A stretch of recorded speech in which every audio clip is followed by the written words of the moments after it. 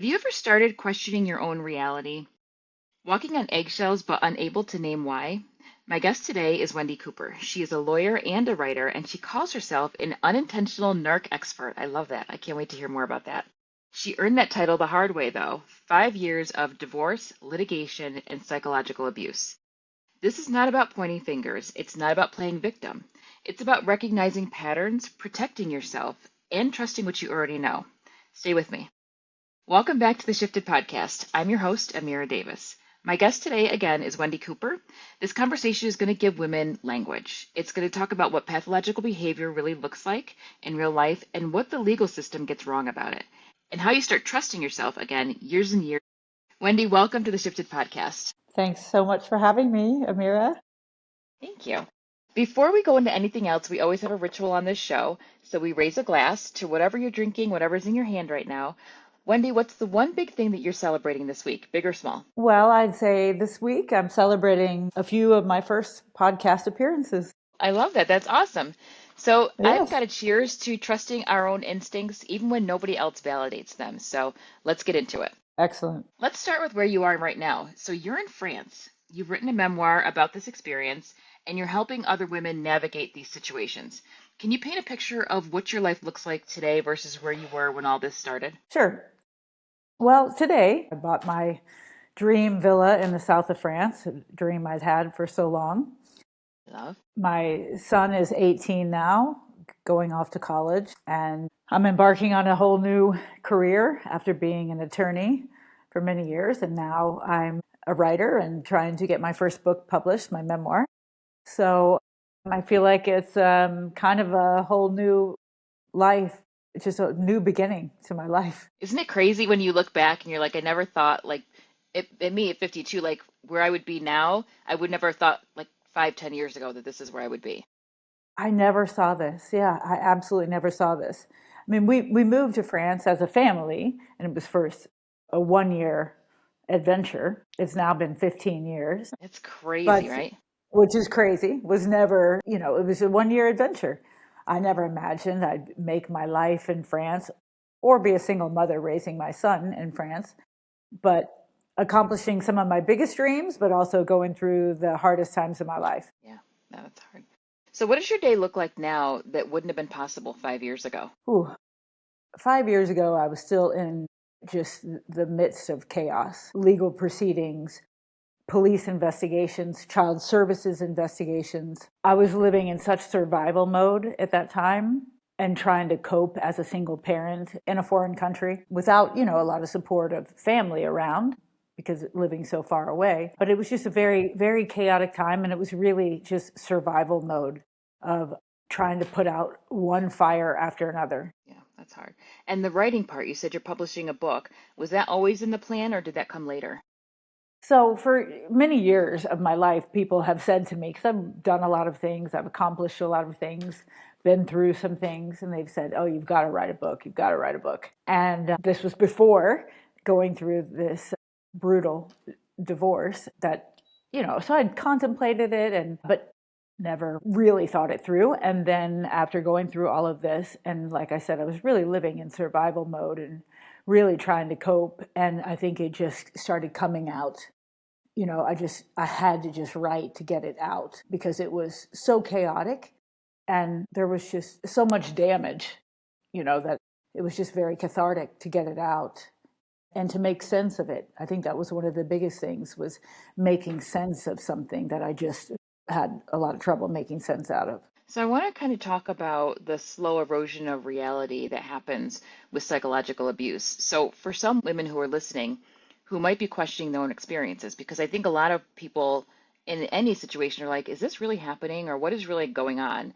What does this actually look like in day-to-day life? Well, for me, when I asked for the divorce from my ex-husband, I didn't think that I was psychologically abused. In fact, I felt very, very guilty for initiating the divorce. And even when we separated, I felt I had no idea that I had been so conditioned to take the blame and assume fault in all situations. I didn't realize it.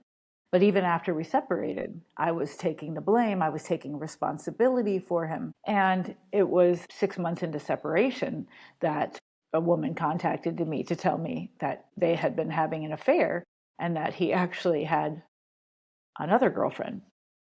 There were two other women. And my whole reality of everything I'd ever believed broke.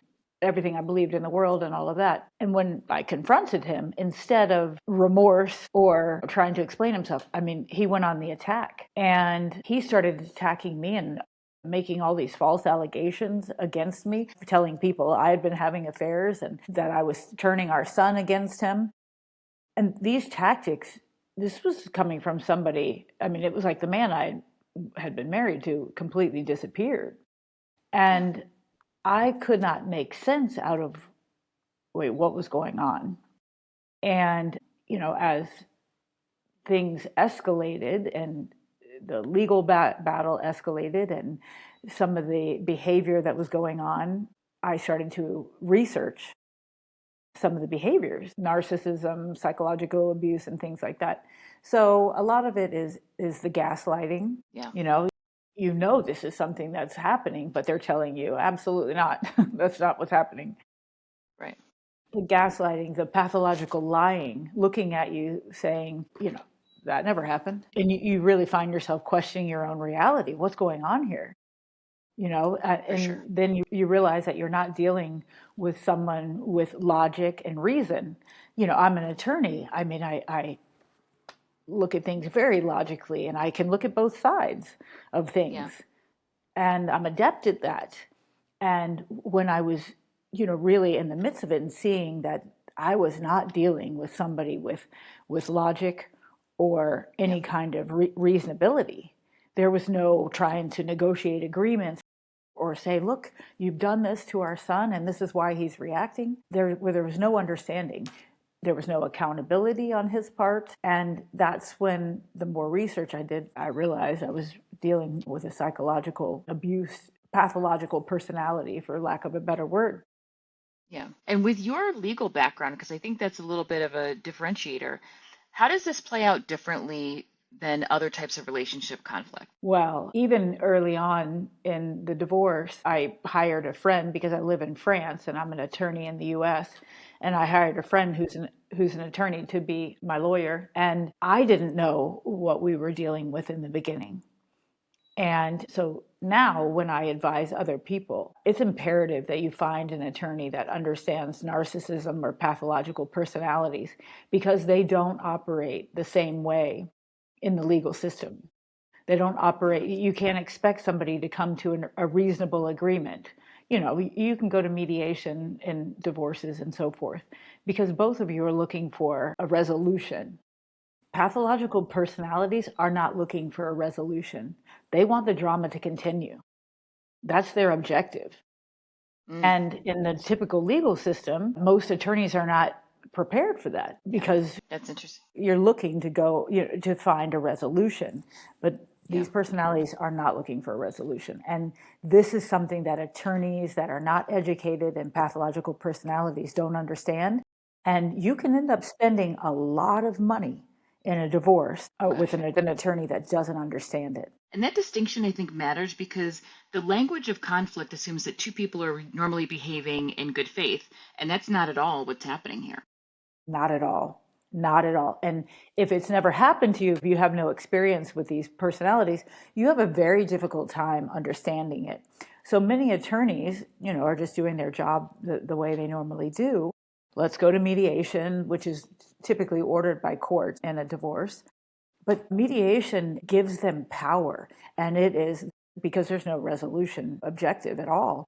And it just gives additional power. It victimizes you over and over again. And so you have to find attorneys that can understand what they're dealing with, and you have to try to be one step ahead and understand that they are capable of absolutely anything. And you Yeah. can't put it past them. That's scary. So you became what you like to call an unintentional narc expert through all this process. Can you talk to us about pathological personalities? Like what patterns did you start recognizing, and how did understanding these patterns change how you approached your situation? Well, I would say the first 2 years of separation, I was trying to make sense of what the heck was going on. Of course, I'd found out that there'd been two affairs, and that blew my mind. But that was really the least of it, because the woman that contacted me to tell me that she had been having an affair with him, but had found out that he was having an affair with someone else, she had a big warning for me, and she told me, he's after your money, and that's all he's ever talked about. So it was far more than betrayal when she gave me all this information. She said, this is all he wants. And I mean, it was really absolutely shocking. It was like somebody I had never known, like I'd been sleeping with the enemy. So I had to process that. And Yeah. then as soon as we split, I did see that all of a sudden he had lost interest in our son. He wasn't interested in joint custody. He was performing for the courts. He knew how to perform, but he had no Yeah. interest in being a parent. So I was trying to make sense out of a lot of this for a couple of years. And at the same time, he had started a smear campaign against me and saying I was turning our son against him and all of these things, because he was after money. That was the ultimate objective. And dealing with that when you're so unprepared for it, I never knew Yeah. he had this capability. So I started studying his behaviors, pathological lying, not taking accountability, the gaslighting. And once I came across narcissistic personality disorder, not saying that he is, because of course he's never been diagnosed, That you know of. yeah, that I know of exactly. But the character traits were striking, Yeah. absolutely striking. It was like somebody was writing about my life. I couldn't understand that the characteristics could be so textbook. I got to go back to this. And I think this all the time. And I understand, I see what's going on. I just think as women, we have to do better because I heard you say that when she called you, she said to you, all he talks about is your money. So she knew you existed, right? And as women, we have to do better. Like, what are you doing? This woman is married. Women cannot be that dense to not think that the man that they're with, especially if they're with somebody else's wife or somebody else's girlfriend or whatever have you, if they're saying something negative, I mean, seriously, like, you can't be that dense. This is a very interesting curveball in my story. Yeah. When she called me, a good 20 years younger, 15 years younger than him, and worked with him, worked under him. And he had painted an absolutely horrible picture of me, had told her that we slept in separate bedrooms, that we didn't, he was just waiting until my big case settled so that we could divorce. And that I was having an affair with a personal trainer. I mean, he made up so much stuff. And she believed it. Then when she found out about the other woman and she realized, and that's why she contacted me. And she is still my friend today. She Yeah. ended up writing an affidavit for me for Hmm. court Hmm. that absolutely protected me financially. And she saved my sanity, because had I not known all of that, I would have never been able to go back and look at my marriage and realize what I had accepted, what I had normalized in my marriage. I'm glad she told you, and I'm glad whatever, but I just feel like as women, we have to do better I, and teach our children, my daughter also. I mean, and I'm not saying I'm a perfect person because I'm not. I'm just saying in general, we need to be able to say, I'm going to take a woman's word for it first. And if I know that you're exactly. married or whatever, I don't want to mess with you until you've got everything under Absolutely. control and I have proof of it. And so, I'm glad that it worked out, but I just feel like we've got to be able to do better and realize that we actually deserve better from your friend's perspective. Like she actually deserved better than that also. Absolutely. And I agree with that 100%.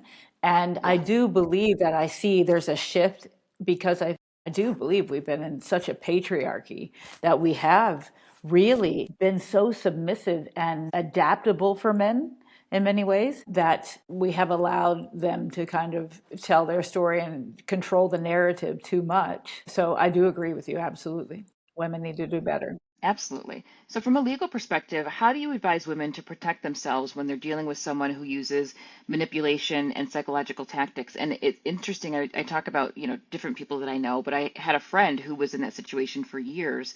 And until she was out of it, didn't realize how much she was manipulated and now sees the person that this person is with now, and it's like the same thing is happening to them. And I have to give grace, because unless you're in it, in anything, you don't really recognize it until you're out of it. Absolutely. And I don't think any of my friends or family would have ever thought that I could be the victim of this. They never thought that he even had the ability to be as deceptive, or certainly they didn't think he was on my level intellectually. So, yeah, you really don't, because I didn't know it. Even when I asked for the divorce, as I said, Yeah. I felt guilty.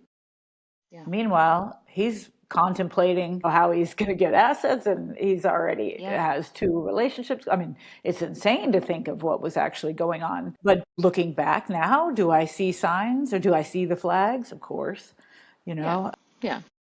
absolutely. But I think that there's certain things to look for in the beginning of, I would say love bombing is one of the very biggest red flags to look for. If Yeah. somebody assumes familiarity too soon, pushes closeness and intimacy too soon, I mean, watch out for that type, because they very adept at being able to mirror you and making you think you've met your love of your life, Mm. because they do know how to mirror. It is part of their Yeah. personality that they have adapted to, for years. I'm not saying that they are even doing it consciously. They unconsciously know how to mirror and know how to perform and get what they want, because it's all about getting what they want. But yeah, I think big signs are a lack of accountability. As soon as you Mm-hmm. see somebody that just refuses to take accountability, that Yeah. needs to be questioned. I promise you, it's a big, big sign. And for those that are already in it, extracting yourself, obviously, you really need to look for therapy. And once you determine that this is a narcissist, again, your only answer is no contact. There's no Okay. reforming them. It is no contact. Yeah. Now, there's people, of course, when you have children, and you're in that situation, it makes it much more difficult because, of course, but you need to find support. Like I said, attorneys that understand it and therapists that understand it, because you're going to need support to extract yourself. But no contact is the best way. Yeah. We just did an episode maybe a few weeks ago, with a friend of mine from high school who's in Texas, and she was talking about love bombing, and it's interesting looking at how they parallel. So I do want to ask you a question that we've talked about before, like when we met a while ago. Was this the hardest thing you've been through? And more importantly, how do you rebuild your sense of self and trusting your own perceptions after an experience like this? I can't even imagine. That's a great question. I would have said, I've already been through the hardest thing in my life. I was in a near fatal car accident when I was 29, was in the hospital for 2 months, and being a competitive athlete. And that was extremely difficult. But physical pain is not the same. Physical rebuilding is not the same as emotional rebuilding. My whole identity was taken in this.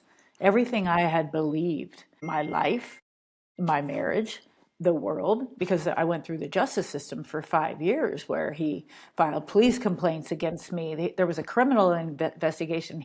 My Oof. son had to go to court. He launched child services investigations. I mean, we were fighting for our lives. So everything I had believed, even my career as a lawyer, yeah, there were times that I didn't think I was going to survive this. My son was my number one driver, of course. Yeah. That was the number one thing for me. Mm-hmm. Then I've always been very, very strong and believed I can survive anything and get over anything. And I reached a point and knew this was too big for me to handle. And Yeah. I did get into therapy and got into something called EMDR, which I really believe in, and I think it helped me tremendously. But I really had to go back and unpack how I ever got into that marriage, and I had to go backwards and really face things. But even though I'd faced a lot in my past, I've never really let myself feel it. Yeah. I had to let myself feel it to get through it, and that was really difficult and really a painful process. But I know that that is what saved me, was Yeah. truly allowing myself to feel it and Yeah. feel the pain that I'd run from my whole life probably. Yeah. But yeah, feeling it to get through it. And then I would say healing was one aspect, but then, like you said, the self-trust, Yeah. that's taken longer. That's definitely taken longer Yeah. because I think a lot of people will do this. You'll end up finding similar types after that until you've really done the full work and healing, and you'll find yourself repeating your pattern. And I did it a little bit, and that can really knock your self trust down again. So I think you really have to take that time away for yourself and really focus on self love and healing and being okay on your own and doing, you know, what you need to do, to rebuild your life alone. And Yeah. then I think then you can be a little bit more prepared to trust yourself. Yeah. That's crazy. Definitely a Lifetime movie. I can definitely see a Lifetime movie in your future somewhere. There's a lot of details to this. Oh my God, I can't wait to read the book. But in 3 lines, tell me if you could go back and tell yourself one thing at the beginning of this journey, what would it be? Beginning of the journey. Yeah. So let's say from when you were 29. Let's go back then. Oh, when I was Yeah. 29 then. Oh, Yeah. before I got married. Yeah. I deserved so much more in my life. I deserved so much more love than I gave myself credit for. Yeah. I mean, Because I think that's important. and stop taking care of other people. Believe that you deserve, that I deserve to be taken care of just as much as I take care of others. Because I think it's easy to go back to the incident and say, what would we do different then? But I think a lot of times we need to go way back and look at, Way back. way, way back and say, okay, this started way before this. This was just the icing on the cake, but there was way more to it. So I kind of like to go back to, let's go back to our 20s. I mean, I feel like it all Absolutely. like late teens and 20s. And that's what I want to show girls that are younger now too. Like, look at what we're doing and we've got a little bit more wisdom. And where people that are older than us might not be as forthcoming with what's been going on in their lives. That's kind of why we're doing what we're doing now, because we've had to pay the price for not hearing what we could do better. So if we can give Right. a little bit of wisdom to the younger ones, let's do it. Absolutely. Believe that you deserve to be Yeah. treated well. Yep. Believe that that you're not going to accept not being treated well. Yeah. That's I it. agree. That's just the Yeah. bottom line. You won't accept not being treated well. Yeah. I agree 100%. So, Wendy, thank you. This is the kind of conversation that gives women language for something that they've been living when they really don't have the language to figure out what they're doing. So, if you do want to find her, she's on Instagram at REBELLE_2929. And we'll put all that in the show notes for you. And you do offer one on one consultation sessions for women that are navigating the legal side of these dynamics, right? Right. Not legal advice, but Okay. more consultation and just Yep. people wanting to share their story and wanting to just some insight on what to expect. I love that. Okay, that's great. And we'll put those in the show notes as well. And then your memoir and your links will also be in the show notes. Yep. I'm trying to get the memoir published right now. The name of it Good. is Rebel. So that's my focus at the moment, is getting it published. And will it be Rebelle, REBELLE, correct? Exactly. Rebel, which is rebel in French. Love it. So before we close, 2 questions to take with you. One, what situations or relationships in your life have you questioning your own perceptions right now?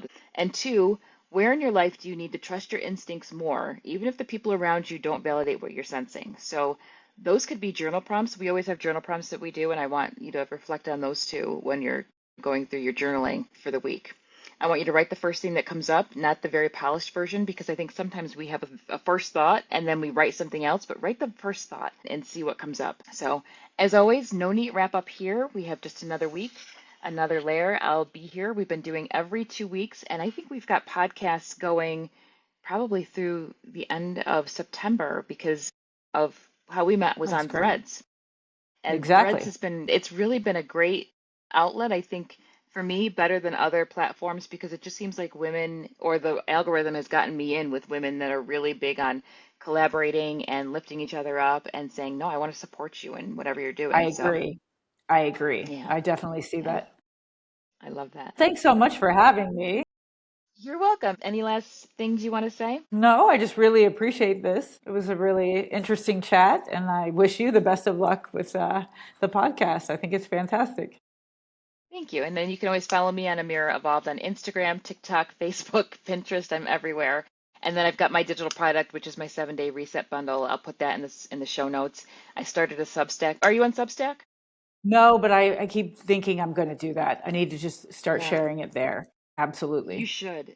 Really, that would actually be a really good platform for you. So if this conversation gave you something, send it to someone who needs it. That's how this show grows. And we will see you in 2 Tuesdays. Thanks so much.